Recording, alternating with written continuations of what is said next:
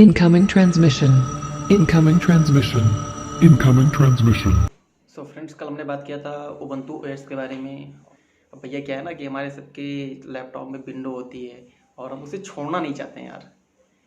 इसका छोटा सा सोल्यूशन मेरे पास है। काफ़ी लोगों ने सुना होगा वर्चुअल बॉक्स के बारे में। हाँ सर, आप एक लैपटॉप में अपना विंडो और उबंटू आप दोनों साथ में चला सकते हैं वर्चुअल बॉक्स के जरिए।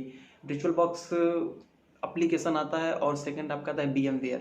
आप चूज आपको करना है कि आप VMware यू प्रेफर करते हैं या फिर वर्चुअल बॉक्स यूज करते हैं, वो आपके ऊपर डिपेंड है। दोनों का प्रोसेस थोड़ा बहुत इधर उधर है बट काम दोनों का सेम ही है।